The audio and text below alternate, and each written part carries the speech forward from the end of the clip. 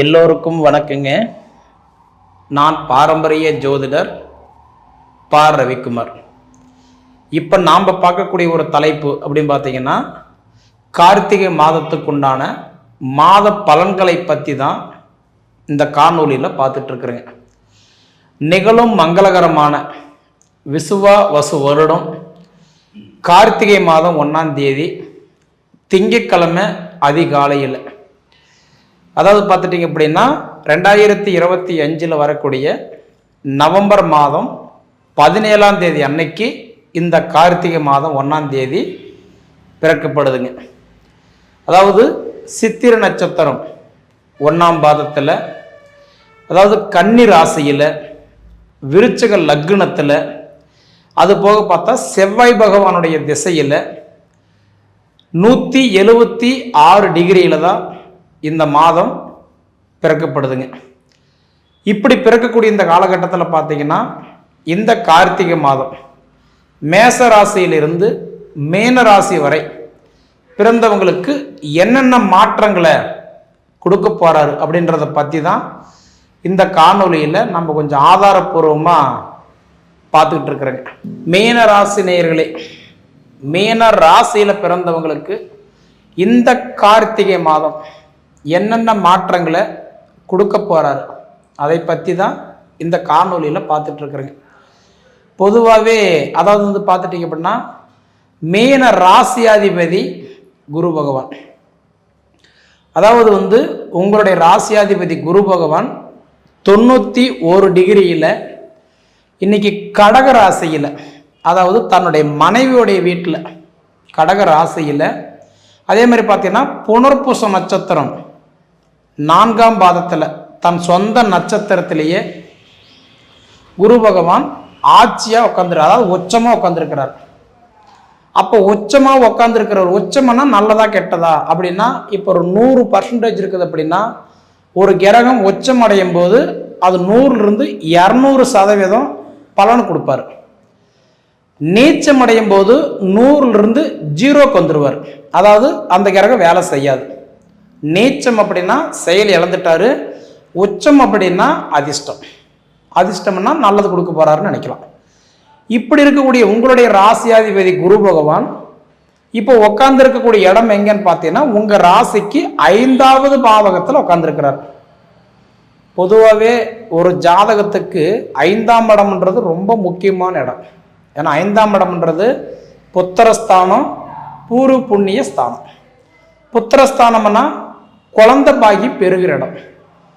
ஒருத்தருக்கு குழந்தை இல்லைன்னா நம்ம யார்கிட்ட முதல்ல என்ன கேட்குறோம்? ஐயா, எனக்கு குழந்தை பாக்கியம் இல்லை, குரு பகவான் எனக்கு நல்ல நிலைமையில் இருக்கிறாரா, கொடுப்பாரா? ஏன்னா புத்திர பாக்கியத்தை கொடுக்குறவரே குரு பகவான் தான். புத்திரஸ்தானத்துக்கு அதிபதி யாருனாவே குரு தான்.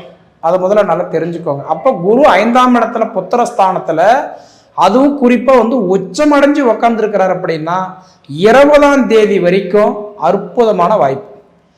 அப்போ 20ஆம் தேதி வரைக்கும் குரு என்ன பண்ணுறாரு? புத்திரஸ்தானத்துக்கு சப்போர்ட் பண்ணுறாரு. சரிங்களா? அப்போ 20ஆம் தேதிக்கு மேலே என்னங்க பண்ணுறாருன்னு பார்த்தோன்னா, 5ஆம் இடத்துல இருந்து உங்களுக்கு அப்படியே ரிபேஸில் 4ஆம் இடத்துக்கு வராரு. அதாவது எங்கே வராரு அப்படின்னா மிதுன ராசிக்கு வராரு. அப்போ குரு பகவானுடைய பார்வை எடுத்துக்கிட்டிங்கன்னா 5, 7, 9. எப்பயுமே குருவுடைய பார்வை முதல்ல தெரிஞ்சுக்கோங்க, 5, 7, 9.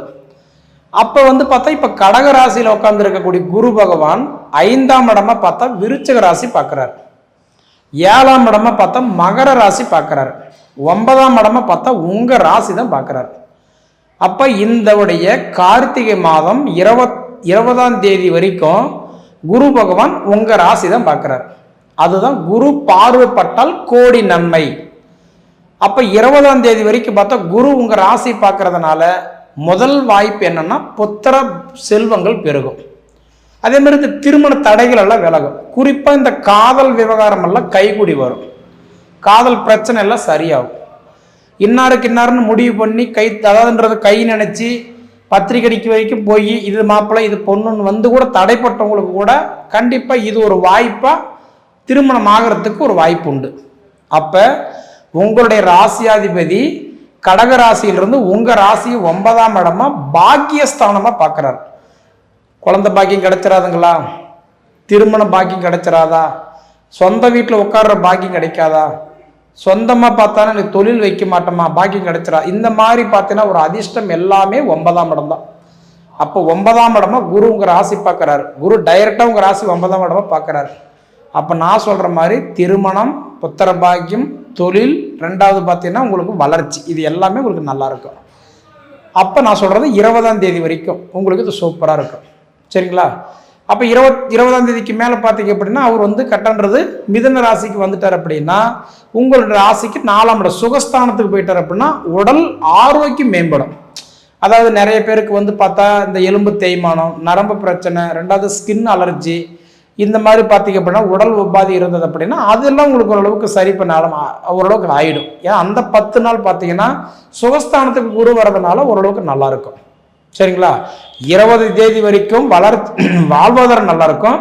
அந்த 10 நாள் பார்த்தீங்க அப்படின்னா உங்களுக்கு வந்து ஹெல்த் நல்லா இருக்கும். அதே மாதிரி இந்த மண்மனை இட பிரச்சனைலாம் சால்வ் ஆகும். சரிங்களா? ஏன்னா 4ஆம் இடம் மனிதனுக்கு வலுக்கும் போது தான் இந்த இடம் பிரச்சனைலாம் தீரும். கிரையமாகிறது, இடம் வாங்கிறது, அதாவது ஆல்ட்ரேஷன் பண்ணுறது, புதுப்பிக்கிறது, இது மாதிரி விஷயங்கள் எல்லாம் பண்ண முடியும். அப்போ எப்படி பார்த்தாலும் உங்களுக்கு குரு வந்து இந்த மாதம் உங்களுக்கு சாதகமாக தான் உட்காந்துருக்கிறார். அது எந்த காலத்தை கொண்டு மாற்றம் இல்லை. அடுத்தது பார்த்துட்டீங்க அப்படின்னா உங்களுக்கு வந்து செவ்வாய் 9ல் உட்காந்துருக்கிறார். அப்போ செவ்வாய் 9ஆம் இடத்துல உட்காந்துருக்கிறாருன்னா 21 தேதி வரைக்கும் செவ்வாய் தன் சொந்த வீட்டில் ஆட்சியாக உட்காந்துருக்கிறார். நான் முன்ன சொன்னேன் 9ஆம் இடம்ன்றது பாக்கியஸ்தானம்.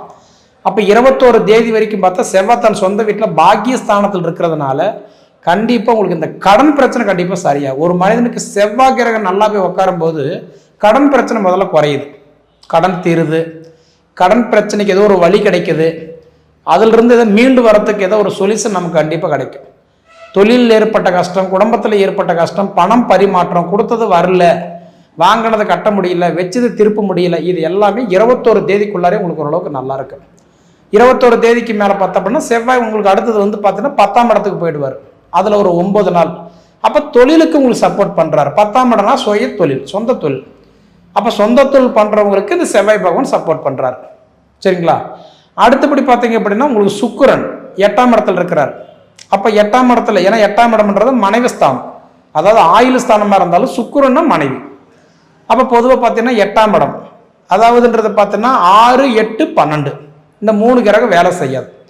அப்போ 8ஆம் இடத்துல சுக்கிரன் போய் உட்காரும்போது என்ன பண்ணுவோம்னா கணவன் மனைவிக்குள்ளார வாதத்தை கொடுத்துட்றான். சண்டை, சங்கடம், பிரிவினை, நீ என்ன சொல்கிறது நான் என்ன கேட்கறது, அதாவது ஒரு வாரத்தில் 7 நாளில் பார்த்தீங்கன்னா 4 நாள் சண்டை போட்டுக்கிறது. அப்போ இந்த மாதிரி இடமெல்லாம் பார்த்தீங்க அப்படின்னா சுக்கிரன் 8ஆம் இடம், அதிலிருந்து 9ஆம் இடம் 10ஆம் தேதி அன்னைக்கு வராரு. அடுத்தது வந்து துலாராசியில் இருந்து தன் சொந்த வீட்டில் ஆட்சியாக இருந்து செவ்வாய் வீட்டுக்கு வராரு, விருச்சிக ராசிக்கு வராரு. அது உங்களுக்கு ரொம்ப பலம். அப்போ மனைவிக்கு தொழில் மாற்றம் கொடுப்பாரு, உடல் பிரச்சனை தீரும். ரெண்டாவது அவங்களுக்கு ஏதாவது உடல் சார்ந்த விஷயங்கள் எதாவது இருந்தால் கண்டிப்பாக சரியாகும். அவங்க வேலைக்கு போயிட்டு இருந்தாங்க அப்படின்னா நிச்சயமாக வேலை வாய்ப்பில் ஒரு முன்னேற்றம் கண்டிப்பாக பார்க்கலாம். அதே மாதிரி இந்த வண்டி வாகனம் வாங்கணும்னு நினைக்கிறவங்களுக்கெல்லாம், அதாவது நான் சொன்ன மாதிரி 10 தேதிக்கு மேலே நீங்கள் முயற்சி எடுத்தீங்கன்னா நீங்கள் வாங்கலாம், புதுப்பிக்கலாம், ஆல்ட்ரேஷன் பண்ணலாம், அதுக்கு வாய்ப்பு உண்டு. அப்போ இது தவிர பார்த்தீங்க அப்படின்னா உங்களுக்கு புதன் அவரும் 9ஆம் இடத்துல தான் இருக்கிறாரு. ஆனால் உங்களுக்கு 7 தேதி வரைக்கும் தான் நல்லா இருக்கும். ஏன்னா 7 தேதி வரைக்கும் புதன் 9ஆம் இடத்துல இருக்கிறார். அப்போ 7ஆம் தேதிக்கு மேலே பார்த்தீங்க அப்படின்னா அவர் வந்து வக்கரத்தில் பின்னாடி போகிறார். 9ஆம் இடத்துல இருந்து 8ஆம் இடம் போகிறார். அப்போ 8ஆம் இடத்துக்கு வந்து புதன் பகவான் போகும்போது என்ன பண்ணுவார்னா, அப்போ 8ஆம் இடம் 8லையும் கெட்டிடும் ராஜயோகம். அப்போ படிப்பு சார்ந்த விஷயங்களுக்கு மட்டும் நல்லா இருக்குமே தவிர மற்றபடி நமக்கு வந்து நிறைய குழப்பத்தை கொடுத்துருவார். மைண்டு ஒரு ரிலாக்ஸாக இருக்காது. குழப்பம் ஏதாவது ஒன்று மனசில் போட்டு குழப்பிட்டே இருப்போம். இப்படியா அப்படியா, அது பண்ணலாமா இது பண்ணலாமா, செய்யலாமா வேண்டாமா, இது மாதிரி நிறைய குழப்பம் இருக்கும். அப்போ நான் சொல்கிறது 13 தேதிக்கு மேலே அதுக்கப்புறம் நல்லாயிருக்கும். அந்த வக்கரம் நிவர்த்தி அடைஞ்சிட்டார் அப்படின்னா ஓரளவுக்கு உங்களுக்கு நல்லாயிருக்கும். அதே சமயத்தில் பார்த்தீங்க அப்படின்னா சூரியன் இப்போ வந்து பார்த்தீங்கன்னா 9ஆம் இடத்துல இருக்கிறார். பொதுவாக மாத கிரகம்னு சொல்கிறது சூரிய பகவான் தான். ஒரு வீட்டில் முழுவதும் ஒரு மாதம் ஃபுல்லாக உட்காரவர் யாருன்னா சூரியன் மட்டும்தான். அந்த சூரிய பகவான் இப்போ 9ஆம் இடத்துல இருக்கிறார். 9ஆம் இடம்ன்றது பாக்கியஸ்தானம். பொதுவாக சூரியன் 9ஆம் இடத்துல இருக்கிறது, பாக்கியஸ்தானத்தில் இருக்கிறது, நம்ம சொன்ன மாதிரி தான். ஒவ்வொரு விஷயத்தையும் அது கூர்மையாக அது உத்து கவனிக்கிறது யாருன்னா சூரியன் தான். அதாவதுன்றது வந்து சூரியன் பொறுத்த வரைக்கும் எட்வேட்டு ஸ்டேட்டஸ் பார்க்குறவர், கௌரவத்தை பார்க்குறவர். பொதுவாக அவர் வந்து எதை கொடுக்குறோம்னாலும் அதை அப்படியே கொடுத்துருவார், ஒரு போஸ்ட்மேன் மாதிரி. அப்படி பார்த்தா உங்களுக்கு சூரியன் வந்து 9ஆம் இடம் இது போல் அடுத்தது 9ஆம் இடத்துக்கு வரணும்னா இன்னும் நீங்கள் ஒரு வருஷம் நீங்கள் வெயிட் பண்ணணும். 9ஆம் இடம்ன்றது பாக்கியஸ்தானம். நான் முன்னே சொன்னேன் 9ஆம் இடம் பாக்கியஸ்தானம் அப்படின்னா குழந்தை பாக்கியம், திருமண பாக்கியம், தொழில் பாக்கியம், சொந்த மண்மனையில் உட்கார்ற பாக்கியம், வெளிநாடு போகிறதுக்கு உண்டான பாக்கியம், அந்த பிராப்தம் இருக்கணும். இப்போ உங்களுடைய இந்த பொது பலனில் பாருங்க, உங்களுக்கு எல்லாமே நல்லா இருக்குது ஒரு விஷயத்தை தவிர. அந்த ஒரு விஷயம் என்னங்க அப்படின்னு கேட்டீங்கன்னா, இப்போ சனி பகவான் உங்களுக்கு வக்கரத்தில் இருக்கிறதுனால இந்த உடைய ஜென்ம சனி உங்களுக்கு கஷ்டத்தை கொடுக்கல. ஏன்னா இயல்புக்கு மாறாக அவர் வேலை செய்கிறார், ரிபேஸில் வர்றார். இந்த கார்த்திகை மாதம் 12ஆம் தேதி சனி பகவான் வக்கரம் நிவர்த்தி ஆகிறார். அப்போ சனி வக்கரம் நிவர்த்தி அடைஞ்சிட்டாருன்னா அதுக்கு மேலே என்ன பண்ணுவார்னா, உங்களுக்கு இந்த ஜென்ம சனி ஆரம்பத்தில் எப்படி உங்களுக்கு சிரமத்தை கொடுத்தாரோ அதே போல் கொடுக்க ஆரம்பிச்சிருவார். அதனால் எப்படி பார்த்தாலும் சனி பகவான் மட்டும்தான் உங்களுக்கு இப்போ ஒரு வெள்ளை சட்டையில் பட்ட ஒரு கரும்புள்ளி மாதிரி ஒரு பிரச்சனையாக நிற்கிறார தவிர மீதி நவகிரகங்கள் எல்லாமே உங்களுக்கு ஒரு சாதகமான ஒரு சூழ்நிலை தான் இருக்குது. நான் சொன்ன மாதிரி முதல்ல குரு உச்சமடைஞ்சு நல்லதை பண்ணுறாரு. 5ஆம் இடம் 4ஆம் இடம் இந்த 2 வீட்லேயும் உட்காந்து உங்களுக்கு பலன் கொடுக்குறாரு. அதே மாதிரி 3 கிரகங்கள் செவ்வாய், புதன், சூரியன், இந்த 3 கிரகம் 9ஆம் இடம் பாக்கியஸ்தானத்திலிருந்து நல்லதை பண்ணுறாரு. இது போக பார்த்தீங்க அப்படின்னா உங்களுக்கு அதாவதுன்றது பார்க்கும்போது சுக்கிரன் 8ல் இருந்து 9ஆம் இடத்துக்கு அவரும் வந்துடுறாரு. இப்போ இது எல்லாமே உங்களுக்கு ஒரு ஃபேவரான விஷயம்தான். அப்போ சனி மட்டும்தானே உங்களுக்கு கட்டன்றது இந்த சனி வக்கர. மற்றவங்களுக்கு சனி வக்கர நிவர்த்தி ஆகிறது 4 ராசிக்காரர்களுக்கு நல்லா இருக்குது. ரிஷப ராசி, கடக ராசி, துலா ராசி, மகர ராசி, இந்த 4 ராசிக்காரர்களுக்கு வக்கர நிவர்த்தி ஆகிறது நல்லா இருக்குது. ஆனால் வக்கர நிவர்த்தி ஆகிறது மேச ராசி, மிதுன ராசி, சிம்ம ராசி, கன்னி ராசி, தனுசு ராசி, கும்பராசி, மீனராசி, இந்த 8 ராசிக்காரங்களுக்கு நல்லா இல்லை. ஏன்னா மீண்டும் அவர் இயல்பு நிலைக்கு வரும்போது அவருக்குண்டான ஒரு என்ன வேலையோ அந்த வேலை செய்ய ஆரம்பிச்சிருவார். அதனால் நான் உங்களுக்கு சொல்லிக்கிறது என்னன்னா, ஜென்மச்சனியில அசையாத சொத்து கடன் உடனே வாங்கியாவது சுபவரியம் பண்ணுங்க. முதல்ல தலைக்கு வர்றது தலைப்பா கூட போகும். முடிஞ்ச வரைக்கும் ஜாமீன் கையெழுத்து போடுறதோ, 10 ரூபா வாங்கி கொடுக்குறதோ, மற்றவங்களுக்கு டாக்குமெண்ட்டு அதாவது காசு பணம்னு எடுத்து கொடுக்குறதோ, நான் இருக்கிறேன்னு சொல்லிட்டு சப்போர்ட்டுக்கு போகிறதோ, இந்த மாதிரி தேவையில்லாத விஷயங்கள் எல்லாம் அவாய்ட் பண்ணிடுங்க. சரிங்களா? ஏன்னா ஜென்மச்சனி இருக்கிறதுலே ரொம்ப மோசமான சனி. சுபவரியம் பண்ணினீங்கன்னா தலைக்கு வர்றது தலைப்பா கூட போகும். சரிங்களா? சரி நேயர்களே, உங்கள் பொன்னான நேரத்தை ஒதுக்கி இவ்வளவு நேரம் என்னோட காணொலியை நீங்கள் முழுமையாக பார்த்ததுக்கு மனசார மனசுலேருந்து கேட்டுக்கிறேனுங்க. நன்றி.